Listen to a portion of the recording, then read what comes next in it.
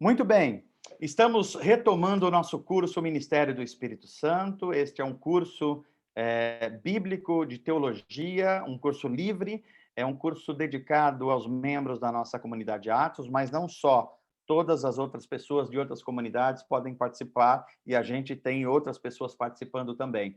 Nós estamos estudando a pessoa da Trindade, o Espírito Santo. O Espírito Santo, a sua pessoa, as características desse mistério da Trindade, em que há um Deus só, mas que coexiste em três pessoas ao longo da história da salvação. Não são três deuses, nem três formas, é um único Deus, mas que se manifesta em três pessoas. E eles têm funções mais ou menos específicas na história do relacionamento de Deus com a humanidade e com a criação. Então, nós estamos estudando juntos, agora janeiro, hoje dia 21 de janeiro, e nós estamos na 15ª aula, sejam todos bem-vindos. Nós já fizemos uma conversa aqui para trás, um pouquinho sobre o momento que o país está vivendo, e agora a gente está fazendo um breve resumo para a gente seguir adiante sobre a pessoa e a obra do Espírito Santo, portanto, o ministério do Espírito Santo. Vamos lá. O Deus da Bíblia é uma trindade, nós já estudamos, é um único Deus, é indivisível, mas Deus existe eternamente em três pessoas distintas. Essa questão nós já estudamos um pouquinho filosoficamente, como é que se eles existem eternamente, o Filho existe junto com o Pai? É que a gente pode achar absurdo no primeiro momento, mas eu já discuti aqui com vocês que um pai se torna pai no mesmo momento que o filho se torna filho. Por exemplo, eu nasci no dia 20 de dezembro de 71. Quando é que o meu pai se tornou pai? Nesse dia. E quando é que eu me tornei filho? Também nesse dia. É essa a lógica para a gente aproximar um pouquinho, embora essa doutrina ela vá além da nossa compreensão humana, mas até onde a gente dá para ir, a gente vai. Então, Deus da Bíblia é um Deus trino ou triuno, esses dois nomes são usados, o Deus Pai, o Deus Filho e o Deus Espírito Santo. E as três pessoas são igualmente divinas na sua natureza, ou seja, na sua essência e nos seus atributos, aquilo, o poder, o que eles fazem, como agem. Então, se eles são três pessoas e um Deus só, tanto o Espírito, quanto o Filho, quanto o Pai podem e devem ser adorados, e são santos, e são perfeitos, e são eternos. Vamos adiante. A Trindade, então, olha lá, são iguais em essência, a natureza deles, mas com funções distintas na história da redenção. Nós já vimos isso. Vamos adiante um pouquinho. Só lembrando para a gente retomar aqui. A gente faz algumas analogias que são limitadas, mas faz a gente entender. Quando a gente está falando do Sol, nós estamos falando do Sol, que é uma massa gasosa, é energia e é luz. Mas estamos falando do Sol. Isso aproxima, não é exatamente o que é a Trindade. A água, com seus três estados, continua sendo água. O homem, corpo, alma e espírito, mas continua sendo o ser humano, né? Agora, a analogia mais completa é o amor, porque se Deus fosse uma só pessoa, a gente dificilmente poderia dizer que Deus é amor, porque o amor precisa acontecer num ambiente relacional. Não pode acontecer numa pessoa só. Olha só que coisa curiosa. Você não pode dizer, eu me amo, eu não posso viver sem mim, eu me adoro, eu me basto, eu não preciso de mais ninguém. Isso não tem nada a ver com amor, isso tem a ver com egoísmo, ok? Vamos adiante. Só lembrando que nós já estudamos, tá ok? Podemos ir mais adiante. Redenção. A Trindade, ou seja, Deus Pai, Deus Filho e Espírito Santo, tem um plano. E esse plano tem a ver com reconciliar o homem, desde que o homem, tentando viver a sua própria maneira, desde Gênesis 3, ele tentou se separar de Deus, ser autônomo de Deus, e deu errado, porque o pecado entrou no mundo e o pecado desajustou o nosso mundo, desajustou em todas as dimensões. Então, Deus estabeleceu um plano de reconciliação com a humanidade e para redimir também a natureza criada.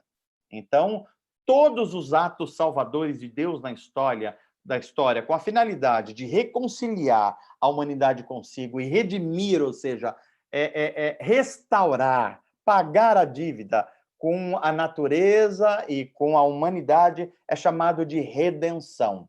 Então, as palavras redimir, eu fui redimido, ou seja, eu fui reconciliado, eu fui comprado por alto preço.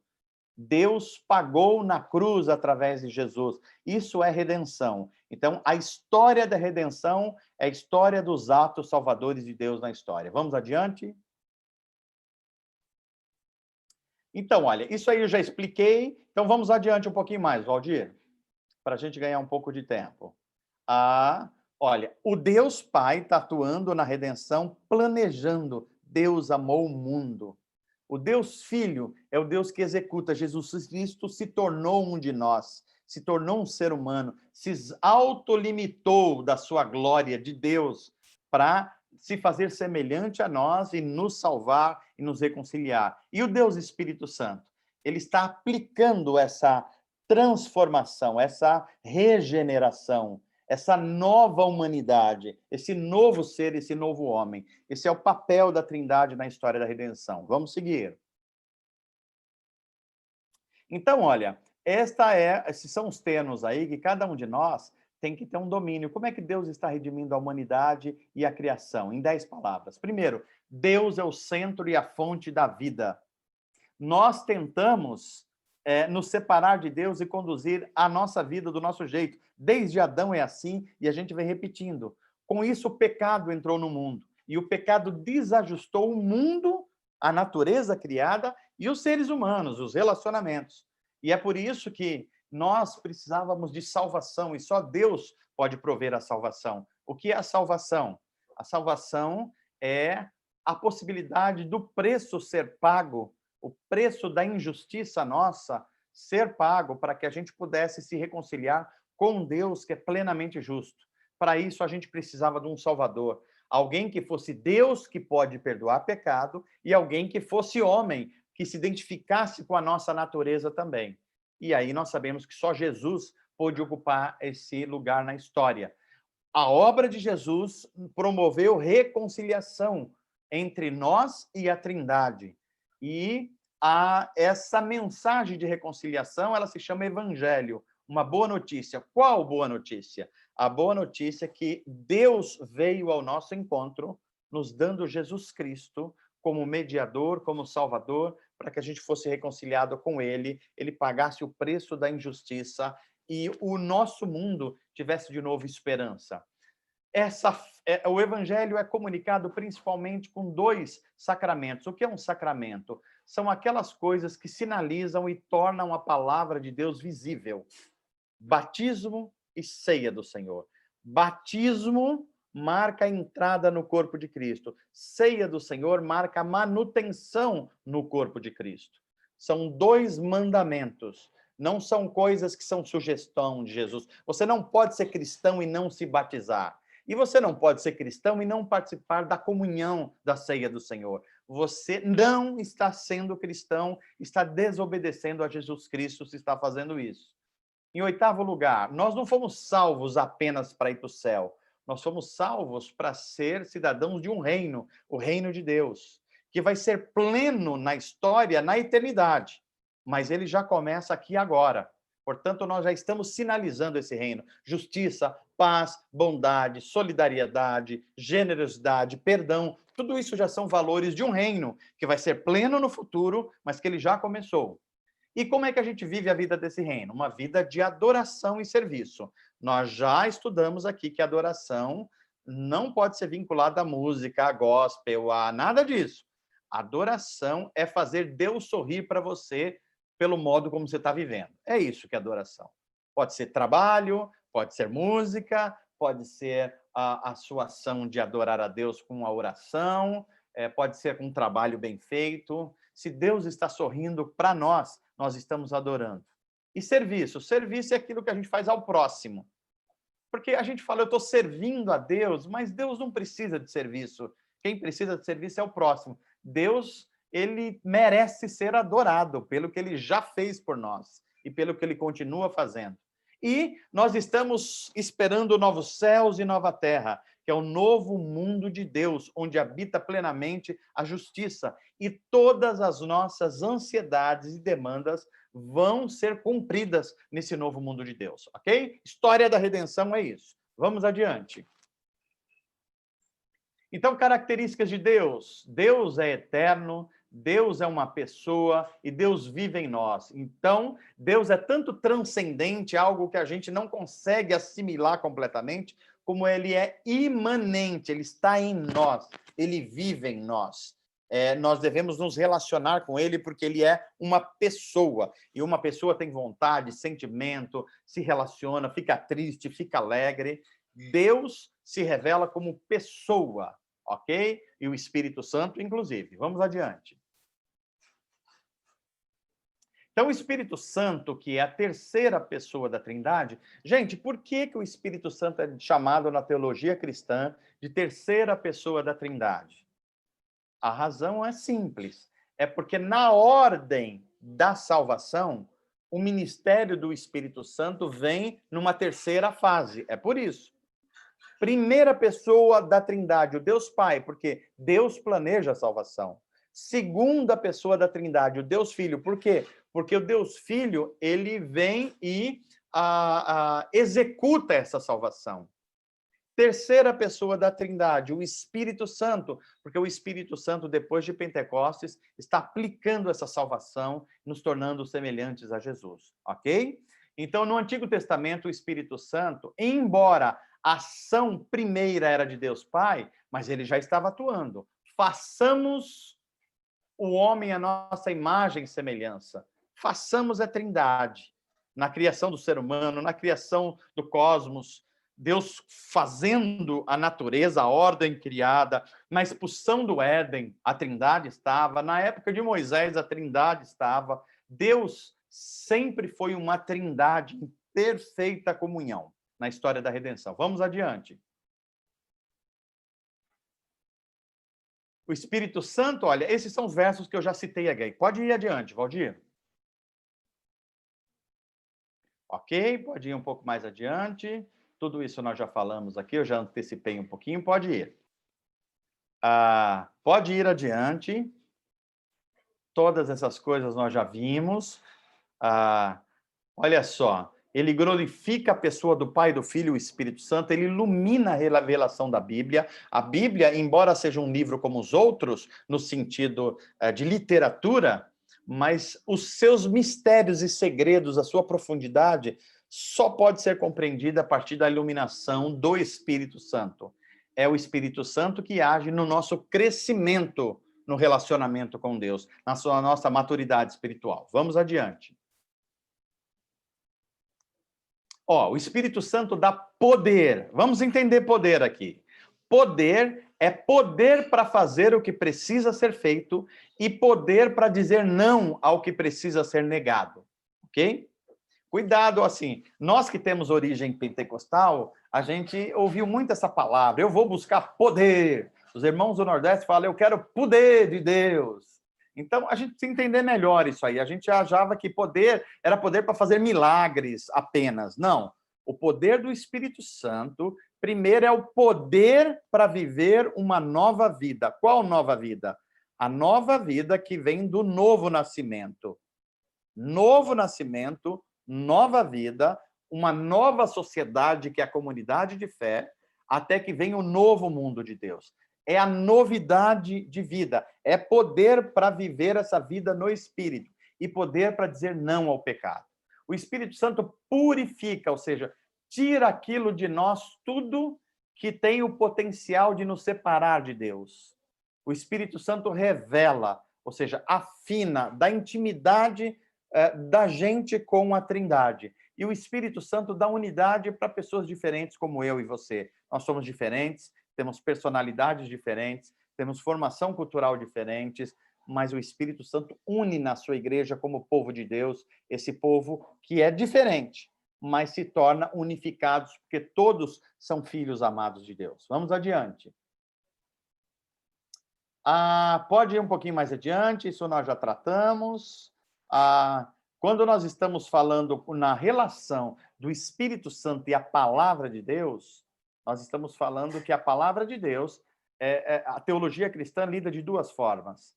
A principal delas é a palavra de Deus é uma pessoa, Jesus, a palavra encarnada, a palavra em carne e osso, a pessoa de Jesus. Mas como é que a gente conhece a pessoa de Jesus? Através da palavra de Deus escrita, a Bíblia Sagrada. Então, quando nós estamos falando palavra de Deus, nós estamos falando ou na pessoa de Jesus, que é a palavra encarnada, a palavra em carne e osso, ou nós estamos falando da Bíblia Sagrada, a revelação de Deus à humanidade, a autorrevelação de Deus. Deus que se revela a si mesmo. Ok? Vamos adiante.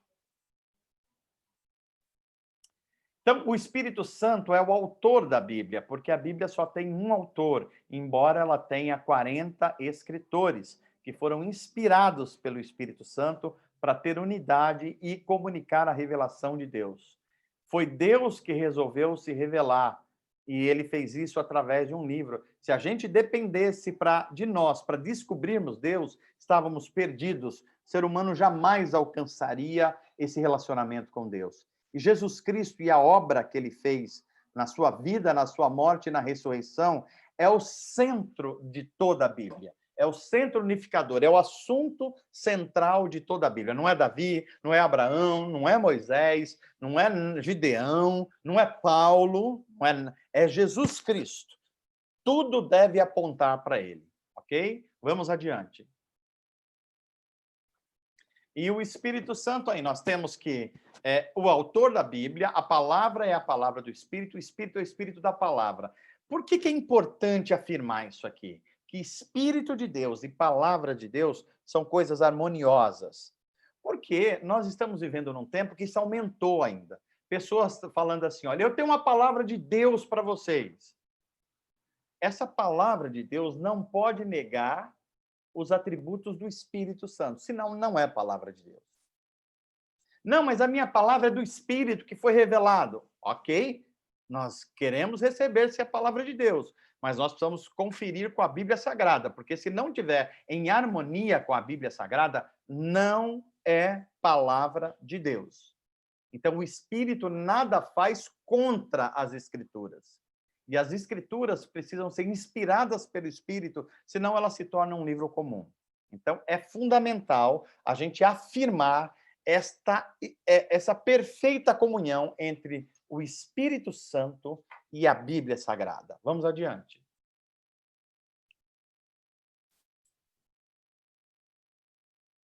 Pode ir. Isso. Então, olha, a gente precisa lembrar que a Bíblia Sagrada também ela precisa ser vista na forma de uma grande peça de teatro, um drama, um filme. E aqui tem 6 atos, olha. A gente precisa saber aonde a gente está na história. Primeiro, Deus estabelece um reino, a criação, Gênesis 1 e 2. Depois, o homem tenta viver independente de Deus, é enganado por Satanás e o mundo que era perfeito entra em desajuste. Esse é o ato 2, a rebelião no reino e a queda moral e espiritual do homem. Depois, o que acontece? Deus promete redimir, restaurar, reconciliar e começa a redenção, uma promessa. E essa promessa prevê na formação de uma nação, a nação de Israel, que vai trazer uma criança e essa criança vai ser o salvador do mundo e não só de Israel. A redenção foi iniciada com a formação do povo de Israel. E a redenção ela é realizada no ato 4. Quando? Quando Jesus Cristo, na plenitude dos tempos, como diz Hebreus, vem em carne, vem como uma pessoa revelar quem Deus é e vem fazer a sua obra redentora. Ato 5. Jesus Cristo vai à cruz, morre, redime a humanidade, volta aos céus, assume a sua posição de glória e promete voltar. Enquanto ele não volta, a igreja tem uma missão. Qual é a missão? Fazer a propaganda da volta do rei e do seu reino e os seus valores. É aqui que a gente está na história, no ato 5. A peça está para terminar. A gente está no ato 5, a missão da igreja, porque vai vir o ato 6. Quando é o ato 6? Quando Jesus Cristo retornar a este mundo. Então, a redenção vai estar concluída. A volta do rei, ele vai vir para julgar os seres humanos, as nações, a história e ele vai separar aqueles que vão viver a eternidade com Deus e aqueles que serão condenados para sempre a viver sem Deus. Vamos adiante.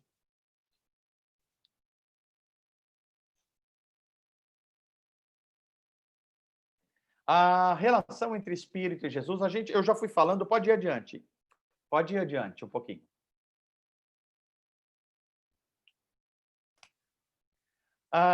Também isso aqui já falamos, a gente pode adiantar um pouco mais, Valdir, para a gente ganhar. Pode ir um pouquinho mais adiante. Vamos passando um pouco os slides.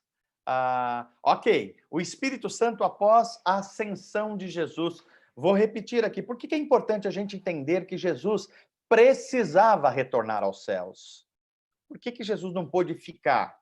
Ele mesmo disse, se eu não for, o outro Consolador não pode vir. Duas coisas aí que são importantes. Primeiro, Jesus, depois da sua ressurreição, ele ficou 40 dias no nosso mundo e depois foi elevado aos céus na sua posição de autoridade e de glória. Ele assumiu o seu poder e glória de Deus, de um ser divino. Então, agora ele está sob o governo de todo o universo. E ele está esperando a missão da igreja acontecer para que ele retorne. Então, Jesus precisava ir para assumir a sua posição de autoridade, mas ele nos mandou o Espírito Santo, que é real, que é uma pessoa, que depende de relacionamento. Para quê? Para ajudar a igreja na sua missão no mundo. Então, a promessa do outro Consolador se cumpriu, o derramamento desse Consolador aconteceu em Atos 2, nós já estudamos, o Pentecostes, nós já entendemos que é uma festa judaica, e que o Espírito Santo foi derramado nesta celebração de uma festa judaica, ok? E aí houve uma nova era, a era do Espírito, um novo momento se abre para o mundo. E aí, e também em Atos, a gente vê a formação da igreja, a igreja do primeiro século, a igreja cristã, a igreja começando com os apóstolos, e ela se espalha para todo mundo da época e chega até nós. Vamos adiante.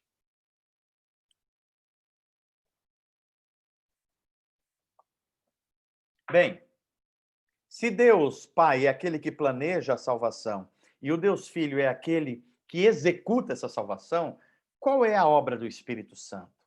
O que o Espírito Santo fez e está fazendo no mundo? A obra do Espírito Santo consiste em manifestar a presença ativa de Deus no mundo, e em especial na igreja. Como é que Deus se revela hoje no mundo? É através do Espírito Santo. Isso aqui, por exemplo, é suficiente para a gente refutar um monte de heresias. Eu já vi histórias de gente falando assim, olha, eu tive uma visão e eu vi o próprio Jesus. Era a pessoa de Jesus que eu vi. Certeza que era a pessoa. Eu vi o Filho. Não, não viu, não. Não viu, não. Que conforme a Bíblia Sagrada, é o Espírito Santo que manifesta a presença da Trindade no mundo hoje. E aí, você vê como ter fundamentos bíblicos é fundamental. Ou senão a pessoa fala, eu vi o Deus Pai. Não, não viu. Primeiro que ninguém nunca viu. Nem você, inclusive. Porque se você visse, você não estava aqui para contar. Né? Então, é fundamental a gente entender a obra do Espírito Santo. Tudo que Deus, a Trindade, faz no mundo hoje, faz através da manifestação da presença do Espírito Santo. Ok? Vamos adiante. O Pai planeja, o Filho executa e o Espírito Santo aplica a salvação, que tem um sentido mais longo do que perdoar pecados. É restaurar, é reconciliar a humanidade e a criação, a natureza. Tudo isso está sendo redimido. Vamos adiante. Então, a obra, detalhadamente, o Espírito Santo nos ensina as Escrituras e nos faz lembrar os ensinos de Jesus. Ele ilumina, ou seja, ajuda a gente a enxergar as coisas mais complexas. Ele dá dons aos homens, enche o mundo de graça, de habilidade. Ele dá poder espiritual à igreja, o corpo de Cristo, e aos discípulos, para fazer o quê? Para viver uma vida em missão, a missão de Deus no mundo. Continuemos. Então, a obra do Espírito Santo nas pessoas salvas, agora um painel assim panorâmico. Basicamente duas coisas. O Espírito Santo regenera, ou seja, dá nova vida, novo nascimento, abre os olhos espirituais. E depois ele santifica, que é um processo. Ele faz com que a gente vá ganhando as características do próprio Cristo, vai se tornando semelhante a Jesus Cristo. Então, a obra do Espírito Santo é gerar uma nova vida e santificar até que a gente chegue no plano perfeito que Deus tem para nós, para a gente viver a nova criação. Vamos adiante. Então, vamos lá. Salvação, o que já foi feito? Ou o significado de salvação? O que Deus já fez? Primeiro, que a Bíblia Sagrada vai afirmar que a salvação é um ato de Deus, é uma dádiva. Seres humanos não poderiam se salvar, porque a gente é muito fácil de entender. A gente não se nasce, a gente nasce. Nascer é um ato externo a nós. É externo, inclusive, até a nossa vontade, para ser bem sincero. Então, a salvação é um ato de Deus. E salvação na Bíblia, em resumo, significa duas coisas. Perdão dos pecados, ou seja, pagamento de uma dívida. Somente Deus pode perdoar pecados, porque todo pecado é sempre contra Deus primeiro. Ah, eu pequei contra o meu irmão. Foi contra Deus primeiro. Ah, eu pequei contra... Não, foi contra Deus primeiro, depois foi contra alguém. E a segunda coisa, a salvação é um dom do Espírito. Ou seja, o Espírito Santo vem habitar em nós, nós somos batizados no Espírito. Nós ganhamos uma promessa de que o Espírito vai nos conduzir até os últimos tempos. Nós somos selados no sentido de sermos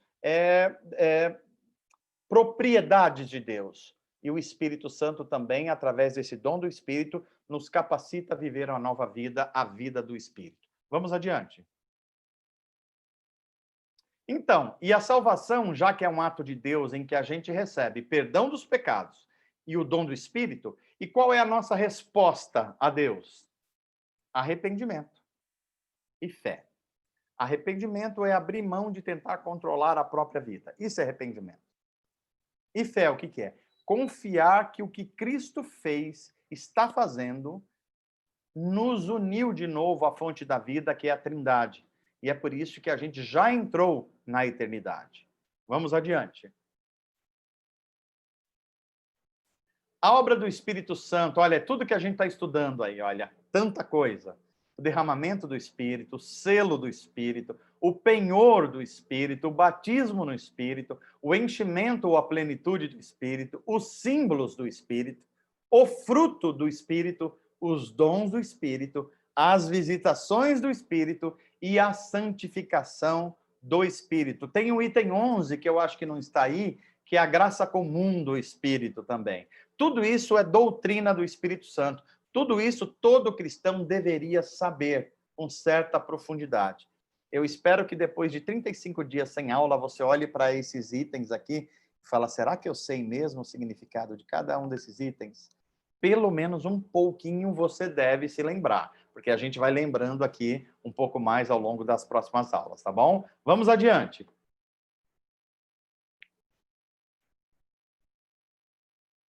Então, vamos lá. O derramamento do Espírito Santo, nós vimos que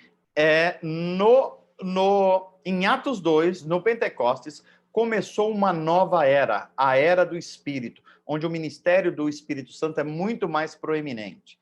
É o cumprimento de uma profecia, principalmente a profecia do profeta Joel, nós já estudamos isso. Esta nova era começou com sinais sobrenaturais de que Deus estava visitando o seu povo. Sinais como línguas de fogo ou derramamento de um poder sobrenatural que foi derramado sobre toda a carne, não só mais sobre Israel ou não sobre a igreja, mas toda a humanidade. Agora recebe essa graça de ter o Espírito Santo agindo por todo o mundo criado por Deus. O Espírito, então, passa agora a habitar a pessoa e não só visitar. E essa pessoa passa a ser um templo do Espírito Santo. Nós somos o templo do Espírito Santo. Vamos adiante.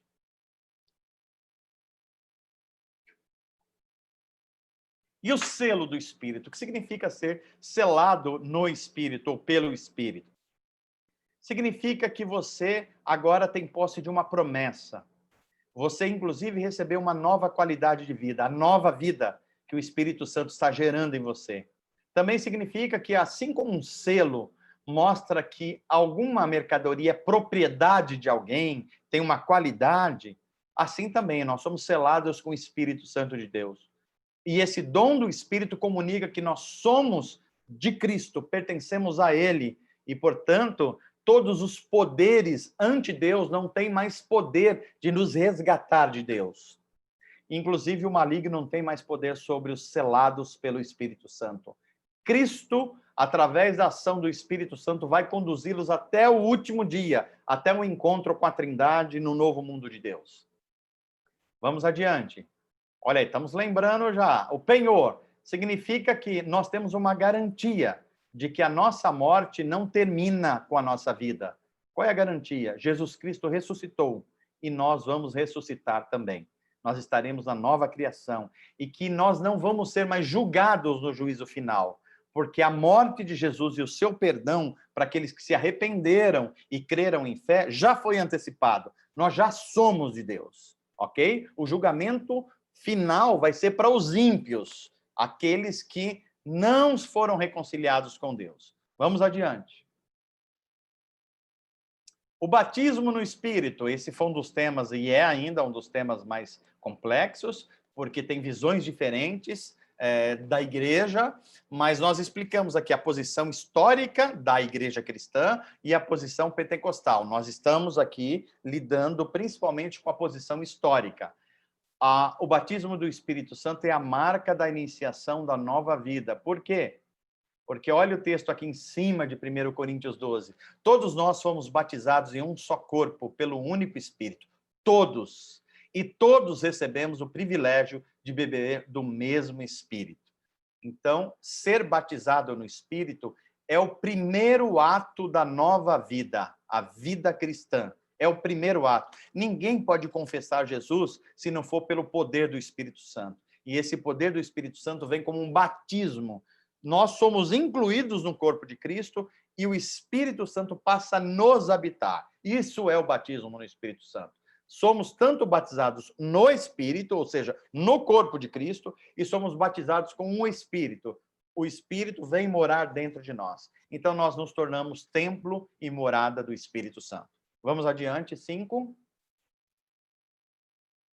O enchimento ou plenitude. Talvez alguns de vocês lembraram, puxa, mas e aquelas experiências extraordinárias, quando a gente pode falar em outras línguas, quando a gente pode receber uma palavra de sabedoria especial, quando a gente pode ver algumas coisas sobrenaturais de Deus. Pois é, o nome correto disso é plenitude do Espírito, é enchimento do Espírito. Eu sei que algumas denominações, como as pentecostais, passam a chamar isso como evidência do batismo, mas nós já discutimos um pouco, eu espero que tenha ficado claro para você. A Bíblia manda a gente crescer continuamente e ser cheios do Espírito. Nesse enchimento, a gente vai crescendo no relacionamento com Deus, na santidade e até mesmo nas ações sobrenaturais de Deus. É um mandamento bíblico. Envolve tanto o conhecimento de Deus quanto a experiência, a piedade, ok? É alimentado pelo quê? Pela oração e pela palavra. Ninguém pode ser cheio do Espírito se não for através da oração e da palavra. Não, pastor, mas eu tenho uma campanha X, ou tem um pastor X, ou tem um monte X. Todas essas coisas podem ajudar a você a ter uma experiência com Deus. Mas o que vai alimentar você e vai encher você do Espírito é a oração e o poder da palavra de Deus. Ele também nos dá ousadia espiritual, nos dá poder contra os espíritos das trevas, contra o pecado, e um dos exemplos disso é Estevão, este homem extraordinário que a gente estuda em Atos 7, o exemplo de alguém cheio do Espírito Santo. Vamos mais adiante? Os símbolos do Espírito, só vou citar a pomba, a água, o vento, o fogo, o óleo e o selo. Então, aí, ó, 6 símbolos que a gente já estudou. Vamos adiante. 7. O fruto do Espírito. Também eu expliquei detalhadamente. O fruto do Espírito é um fruto só, mas ele tem 9 virtudes. As 3 primeiras, amor, alegria, paz, diz respeito ao meu relacionamento com Deus. É o amor de Deus, é a alegria do Senhor, é a paz de Deus. O segundo grupo, paciência, amabilidade e bondade, tem a ver do meu relacionamento com as pessoas. E o terceiro grupo, fidelidade, mansidão, domínio próprio, é uma relação interna, interior, psicológica, ok? É a santificação em todos os níveis da vida. Então, é um relacionamento espiritual, é um relacionamento social, é um relacionamento pessoal.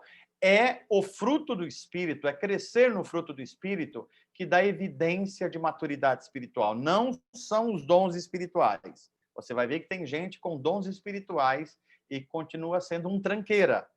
Não tem outro nome para isso, tá ok? Mas uma pessoa que desenvolve o fruto do Espírito está, de fato, no caminho da santidade, sem a qual ninguém verá a Deus, diz a Bíblia Sagrada. Vamos ao 8. Os dons do Espírito Santo. Que são dons? São capacidades espirituais que o Espírito dá à igreja com a finalidade. Qual é a finalidade? Edificar o corpo de Cristo. Um dom é para edificar o corpo de Cristo. O Espírito Santo dá a quem ele quer. Não, a gente não tem que dar ordem ao Espírito. Ele é livre para fazer. Cada pessoa no corpo de Cristo tem pelo menos um dom. Não tem ninguém no corpo de Cristo que não tenha nenhum dom.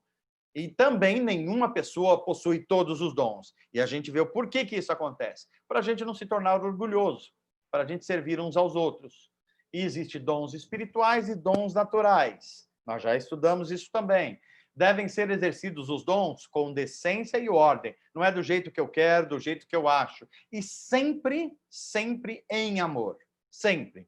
Eles devem ser buscados, os dons, e devem ser desenvolvidos. Porque a gente pode ter um dom que a gente não desenvolveu, portanto, a gente nem sabe que tem. Então, a gente deve orar, ter relacionamento com o Espírito Santo para que esses dons sejam buscados e desenvolvidos. Nós temos no Novo Testamento 4 lugares, 4 listas que indicam os dons espirituais que estão citados aí. Tem pelo menos 20 dons na Bíblia Sagrada, mas esse não é o limite. Há muito mais. Esses são alguns exemplos para a gente ter uma ideia. E, de forma especial, as pessoas dons de Efésios, que são aqueles apóstolos, profetas, evangelistas e pastor-mestre, que eu já expliquei a esse respeito. 9. Os dons do Espírito Santo. Olha a lista de dons aí. Vamos passar direto, só para citar. Vamos lá, Valdir? 8.2. Olha aí a lista de Romanos 12. Depois você dá uma olhada. Depois 1 Pedro 4. E depois Efésios, não é isso? 4. A lista aí vai ficar disponível depois para você voltar a estudar. Vamos adiante. As visitações especiais do Espírito Santo. Nem todas as manifestações do Espírito Santo são espetaculares, mas o Espírito pode fazer visitações a pessoas e grupos de forma extraordinária, milagrosa. Isso já aconteceu nos grandes avivamentos, por exemplo, falar em outras línguas, por exemplo, pessoas que têm um choro de arrependimento, de contrição, tem pessoas cujos sentidos são até arrebatados. O Espírito pode fazer isso, mas não é o dia a dia, não é o comum. E a gente precisa tomar cuidado a respeito disso, inclusive os milagres. Vamos adiante. Chegamos ao 10, que é a santificação. O que é a santificação? É um processo. Se inicia quando? Na conversão. E vai quando? Até o último dia da nossa vida. E sem a santificação, ninguém verá a Deus. Diferentemente da regeneração, que é o novo nascimento, onde você recebe o dom do Espírito e o perdão dos pecados, a santificação é o processo que continua. Então, ele envolve o trabalho do Espírito Santo, mas envolve também a nossa dedicação. Nós devemos buscar a santificação. Oi. É um trabalho conjunto, ok? Crescer em santidade significa ser cada vez mais parecido com Cristo. Quanto mais eu cresço em santidade, mais humano eu me torno. Mais humano. Não mundano, mas humano. Devemos ser mais humanos e menos mundanos. ok? O problema não é a nossa humanidade, é a nossa mundanidade, ok? O 11. A diferença entre santificação e justificação, eu já expliquei anteriormente, né? Então vamos adiante. A graça comum, eu expliquei que o Espírito Santo, ele age abençoando toda a humanidade, não só a igreja. É o Espírito Santo que freia o mal no mundo, senão o mundo já tinha entrado em colapso. É o Deus que dá a chuva e o sol para todas as pessoas, não só sobre os justos. A arte, a política, a ciência, a educação, os bens naturais, as coisas bonitas do mundo, as obras de arte, as habilidades, os esportes, tudo isso é obra da graça comum de Deus que Deus distribui para o bem e para a felicidade da humanidade, ok? Isso também é obra do Espírito Santo, ok? Vamos adiante, deixa eu ver, eu acho que nós... Aqui é só ler para a gente ir concluindo. Objetivos de Deus para o cristão. O que Deus espera de você? Deus espera que você receba as bênçãos da nova aliança. Que são essas bênçãos? O perdão e o dom do Espírito. Deus espera que você assuma um compromisso público com Ele, passando pelo batismo nas águas. Deus espera que você, iniciada a sua vida espiritual, a sua nova vida, você busque ser cheio do Espírito Santo. Não estacione. Você tenha uma vida de oração, você tenha paixão pela palavra de Deus e você esteja em comunhão com a sua comunidade de fé, crescendo na graça e no conhecimento de Cristo. E, em quarto lugar, que você dê evidências de que você está buscando a plenitude do Espírito Santo. Ok? Vamos lá, pode ir adiante. Quarto, acho que tem um quinto aí. Não, podemos ir adiante. Capítulo 1, e aí, olha, nós já vamos chegando na aula de hoje. Que capítulo 1 fala da promessa do Espírito Santo, nós já estudamos. O poder do Espírito Santo, que é um poder para testemunhar. A promessa do retorno de Cristo. E, em quarto lugar, deixa eu ver aí, Valdir, eu não estou conseguindo ver, mas tem alguma coisa aí no quarto. Daqui a pouco a gente recupera. Aê, a escolha. Sim, a gente vê aí a substituição do apóstolo Judas Iscariotes, que traiu a Cristo e teve uma morte trágica, e como que a escolha foi feita sob o poder do Espírito Santo. Podemos ir ao 2. Atos 2. A ascensão aos céus, né? Está no capítulo 1 ainda, a promessa do retorno de Cristo. Ok, pode ir adiante, Valdir. Isso aí é só repetição, por enquanto. Então, aí, olha, Atos 2, a gente vê a vinda do Espírito Santo no Pentecostes, som de línguas de fogo, idiomas, coisas sobrenaturais, o primeiro sermão de Pedro, onde 3.000 pessoas se convertem, a igreja começa com 120 pessoas que estão no cenáculo. Na primeira pregação se juntam mais 3.000. As dádivas da conversão, Pedro enfatiza, que é o perdão de pecados e o dom do Espírito. E aí a gente vê o nascimento da comunidade dos convertidos, Atos 2:42. Vamos adiante, o 3. Então, nós temos aí a cura de um enfermo, de um aleijado, o Espírito Santo agindo com poder sobre os apóstolos, principalmente Pedro, para anunciar, começou uma nova era, a era do Espírito. Pedro prega o seu segundo sermão e ele explica como os judeus rejeitaram Jesus, mas uma nova oportunidade está sendo dada a eles. E o poder da ressurreição veio sobre todos agora, a uma nova realidade, e Deus está chamando todos, os judeus e os não-judeus, que são chamados de gentios, ao arrependimento e à fé. O Espírito Santo vem dar uma coragem, uma ousadia extraordinária a Pedro e os apóstolos. Capítulo 4. A multidão forma e os chefes religiosos, a religião organizada, começa a perseguir e prendem a Pedro e João. Eles passam uma noite na prisão, mas aí 5.000 pessoas querem saber o que está acontecendo, elas creem na pregação de Pedro. O Sinédrio Judaico, que é uma espécie de governo religioso que acontecia na Palestina, interroga eles e eles ousadamente dizem: importa mais obedecer a Deus do que a vocês. Nós estamos pregando Cristo e o poder da ressurreição e vamos continuar pregando. E eles fazem uma oração corajosa, é a primeira reunião de oração da igreja cristã, em Atos 4. E que oração que eles estão fazendo? Para que Deus acabe com a perseguição? Para que eles tenham uma vida tranquila? Não. Eles pedem coragem. Coragem para enfrentar os desafios. Talvez seja essa oração que a gente está precisando agora. e o evangelho chega com justiça social, com o resultado de uma revolução espiritual. Ou seja, onde a igreja está sendo efetiva, as coisas mudam no seu entorno. O exemplo de um homem chamado Barnabé, um exemplo incrível deste homem que doa tudo que tem, a sua vida é um serviço, termina o capítulo 4 e a gente entra no capítulo 5. E quando a gente entra no capítulo 5, a gente vê a morte de um casal, Ananias e Safira, Deus mostrando que não ia tolerar a mentira contra o Espírito Santo. Então, o Espírito produz muitas curas, muitos milagres, vem muita perseguição aos apóstolos e à igreja que se iniciou. Pedro ousadamente fala de Cristo e a ressurreição no Sinédrio judaico, e Gamaliel, que é aquele que depois vai aparecer como mestre de Paulo, dá um dos conselhos mais sábios de toda a Bíblia Sagrada. Deixem os apóstolos deste Cristo falar. Se não é de Deus, o movimento vai se extinguir. Se é de Deus, a gente não pode impedir, porque senão a gente vai estar lutando contra Deus. Muito sábio esse Gamaliel, que era um judeu, ok? Vamos lá. Temos o próximo, Valdir. Capítulo 6. A gente vê aí a igreja fazendo assistência social. Aí nasceu o primeiro Instituto Atos, cuidando das viúvas, dos órfãos, de todo mundo que precisava. A igreja elege os seus diáconos, ou seja, as pessoas do serviço. E para ser diácono, o que precisa? Precisa ser trabalhar. Não, isso também, mas ele precisa ter um bom testemunho, ser cheio do Espírito Santo e cheio de sabedoria. Se não tem essas três coisas, nem diácono pode ser.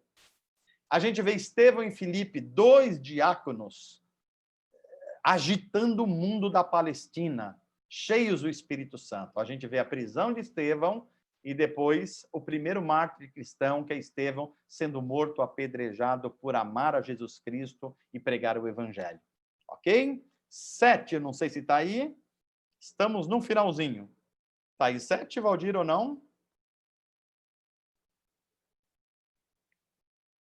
Acabou? Terminou, mano. Terminou. Então eu fiz aqui como é que a gente chama isso? Um intensivão, para ver se a gente lembrava 34, 35 dias aí sem a aula. Espero que vocês tenham recuperado bastante. Agora, leitura de Atos dos Apóstolos, principalmente a partir do capítulo 7, que é a vida de Estevão, que é uma maravilha. Do 7 ao 28. Se eu fosse vocês, já ia lendo, para ficar mais claro para vocês irem fazendo a pergunta. Agora, vamos aplicar. Tudo que a gente veio aprendendo, vamos aplicar, que vai ser na próxima quinta-feira, às 8 horas da noite. Então, vamos abrir aí para 3 perguntinhas finais, para a gente não se estender muito hoje. Valdir, está com você. Só quem quiser fazer as perguntas, pode usar o chat ou levantar a mão.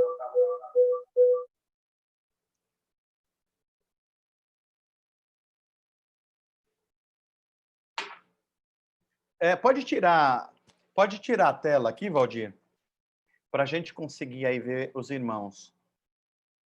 Aí a gente volta aos ícones aí, as câmeras, microfones. Ok. Então, tem alguma pergunta? Se tem...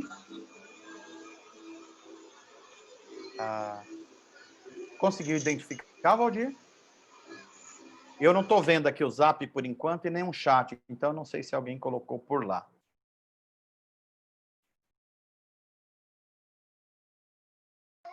Tem uma pergunta do Naldo. Diga aí. Ele pergunta se o Espírito Santo de Deus em todo ser humano, se ele está em todo ser humano ou somente nos cristãos. Então, ele está de forma diferente. Através da graça comum, a humanidade se beneficia da obra do Espírito Santo. Portanto, toda a expressão de beleza, toda a expressão de bem-estar é uma obra do Espírito Santo. Então, de certa forma, o Espírito Santo está derramado sobre a humanidade. Agora, há uma forma que o Espírito Santo está no salvo, no cristão, que é um relacionamento interior. O cristão se tornou templo do Espírito Santo. E o Espírito Santo incluiu o cristão no corpo de Cristo, que é a igreja. Então, esse segundo relacionamento só acontece com os discípulos de Jesus, com os cristãos. Então, há uma forma especial que o Espírito Santo está no cristão que gera santificação nele.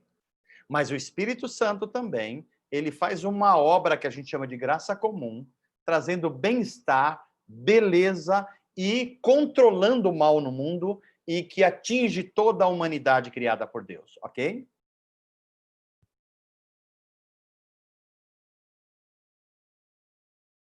Mais alguma por aí, Valdir? Legal, Ronaldo? O Ronaldo deu ok aqui.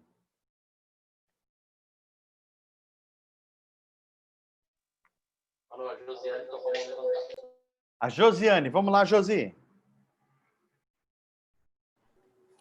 Boa noite, Manu. Boa noite, Josi. Diga aí.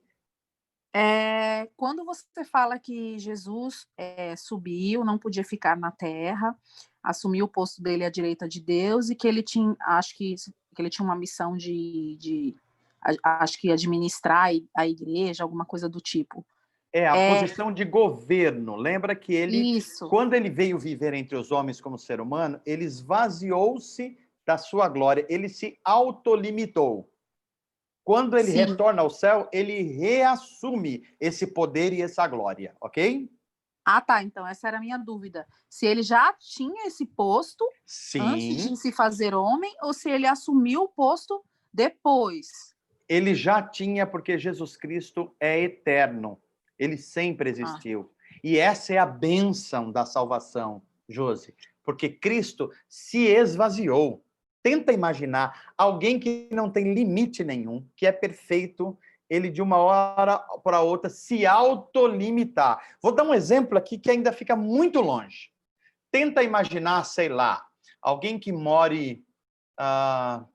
alguém que more nos palácios da Inglaterra. Tem toda o pedigree, toda a fortuna, todo luxo, tudo que precisa. E por conta própria resolve viver debaixo da ponte, de uma ponte aqui em São Paulo. É isso que aconteceu. Ok? Só para a gente ter uma ideia. Fica muito longe ainda, mas é uma analogia para a gente entender. Este é o amor de Jesus Cristo. Obrigada. De nada, Josi.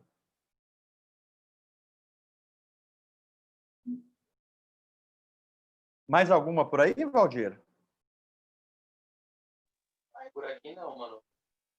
Tá. Deixa eu ver aqui no WhatsApp se apareceu alguma coisa. Se não, a gente caminha aqui para... Ok, se surgir, então, você me lembra aí. Deixa eu dar 2 recados para vocês. Primeiro recado, nós vamos ter celebração domingo com todos os cuidados sanitários. Eu peço para que vocês se cuidem, usem álcool gel, meçam temperatura, não se aglomerem, tomem todos os cuidados e se inscrevam para o culto, vocês que podem estar.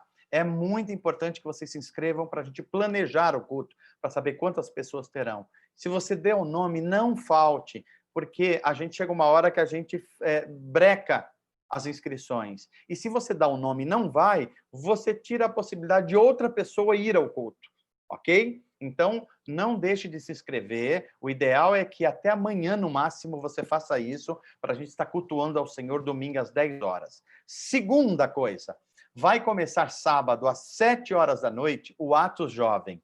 E eu vou estar com vocês. Nós vamos discutir como o Evangelho responde a questões do mundo atualmente. Então, nós vamos falar sobre racismo, sobre feminismo, nós vamos falar sobre ideologias, nós vamos falar sobre sexualidade, nós vamos falar sobre homossexualidade, nós vamos falar sobre o mundo intelectual das faculdades, nós vamos falar sobre namoro, casamento, nós vamos falar sobre todos esses temas e como o Evangelho direciona. Vai ser das 7 horas, 19 horas, até as 8h15. Então, você tem que entrar no grupo do Atos Jovem, e a gente vai fazer pelo Zoom, tá ok? Então, ou vocês que estão, convido todos os jovens que estão aqui, se alguém não é jovem, mas quer participar desses temas porque lida na escola, são professores, pode vir junto, tá bom? Eu só peço que vocês entrem no grupo para a gente se comunicar.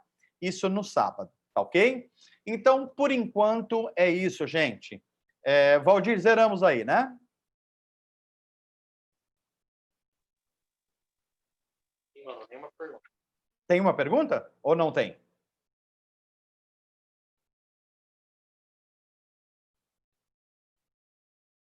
Valdir, temos ou não temos? Eu não entendi muito bem.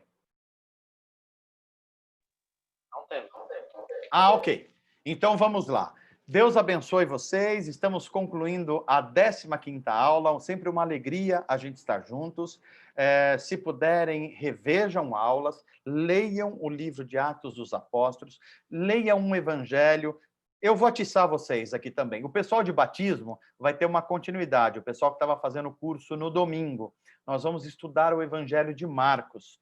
Provavelmente vai ser no domingo, 6 da tarde, às 6 às 7. Se alguém também quiser, nós estamos oferecendo todos esses cursos de discipulado para a gente crescer. Então, a turma que veio do batismo e aprendeu uma série de coisas vai continuar estudando o Evangelho de Marcos, tá bom? Que Deus abençoe todos vocês, um bom descanso, fiquem com Deus. Valeu, Valdir, muito obrigado. Obrigado, Nani, também. Não esqueçam aí de quem está compartilhando um micro, avisar a Nani para ela dar o ok para vocês, tá ok? Valdir e Nani, hoje a gente não vai fazer aquela reunião pós, porque eu estou com um compromisso aqui, mas a gente vai falando pelo Zap, tá bem? Deus abençoe vocês. Um grande abraço. Fiquem com Deus.